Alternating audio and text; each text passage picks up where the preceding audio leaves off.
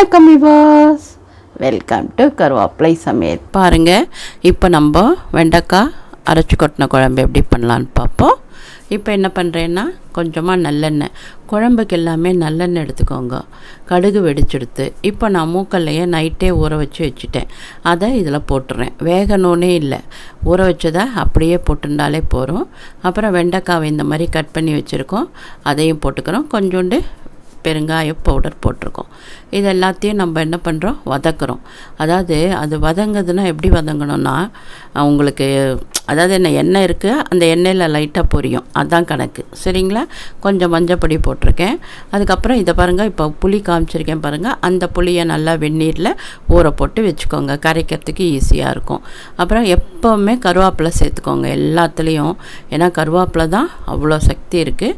கொஞ்சமாக இஞ்சி பூண்டு பேஸ்ட்டு, நான் இஞ்சி மாத்திரம் போட்டிருக்கேன், நீங்கள் இஞ்சி பூண்டு பேஸ்ட்டு கூட போட்டுக்கலாம். 2 ஸ்பூனில் தனியாத்தூள் போட்டிருக்கேன். ஒரு 1/2 ஸ்பூன் மிளகாப்பொடி, பியூர் மிளகாப்பொடி போட்டிருக்கேன். எப்போவுமே என்னடா சாம்பார் பொடியோ குழம்பு பொடியோ போடலையேன்னு பார்க்காதீங்க, எல்லோரும் பேச்சுலர்ஸ் எல்லோரும் பண்ணுறாங்கன்றனால தனித்தனியாக போடுறேன்.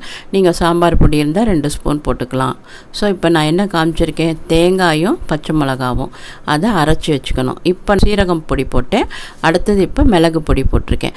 கம்பல்சரியாக மிளகு பொடியும் சீரக பொடியும் குழம்புல சேர்த்துக்கோங்க, ரொம்ப சூப்பராக இருக்கும். ஆனால் சீரகம் ஒரு 1/4 ஸ்பூன்னா மிளகு 1/2 ஸ்பூன் அந்த கணக்கில் சேர்த்துக்கோங்க. நம்ம புளி ஏற்கனவே ஊற வச்சோமா, அதை நல்லா கரைச்சி ஊற்றிடணும். இது அப்படியே அது வெந்துடும். இப்போ நான் உப்பு போட்டேன், தேவையான அளவு உப்பு. உங்களுக்கு சப்போஸ் மூக்கல்ல வேகாது அப்படின்னு தோணிச்சுன்னா வேக வச்சு கூட சேர்த்துக்கோங்க. சரிங்களா? இப்போ நம்ம அரைச்ச விழுது இருக்கு இல்லைங்களா, அதை இதில் சேர்த்துக்கிறேன். ஸோ நம்ம அரைச்சி கொட்டின குழம்பு, தேங்காய் அரைச்சி கொட்டின குழம்பு ரொம்ப சூப்பராக இருக்கும். ஆனால் கடைசியில் தான் தேங்காய் அரைச்சி கொட்டணும், ஏன்னா தேங்காய் ரொம்ப கொதிச்சா நல்லா இருக்காது. ஸோ கடைசியில் குழம்பெல்லாம் ரெடியாக எடுத்து வாசனெல்லாம் போய் சுண்டித்துனா இந்த அரைச்சி கொட்டினதை கொட்டிட்டு ஆஃப் பண்ணிட்டீங்கன்னா நம்மளோட குழம்பு சூப்பராக ரெடி ஆகிடும். மேலே வேணும்னா கூட நீங்கள் திருப்பி தாளிச்சிக்கலாம், தப்பே கிடையாது. இந்த தேங்காய் ஏன் நிறையா நம்ம உடம்புல சேர்த்துக்கிறோம் அப்படின்னா, நம்ம உள்ளுக்குள்ளே நம்ம சாப்பிட்ற காரத்தினால நிறையா புண்ணெல்லாம் வரும், அதெல்லாம் க்யூர் பண்ணும் மஞ்சளும் தேங்காயும். அதனால தான் சமையலில் முக்கால்வாசி காய்கறியில் தேங்காய் போடுறது, குழம்புல தேங்காய் போடுறது, இந்த மாதிரி நிறையா தேங்காய் சேர்த்துப்பாங்க. தேங்காய் பால் எடுத்து வச்சு இடியாப்பம் சாப்பிட சொல்கிறது அதனால தான்.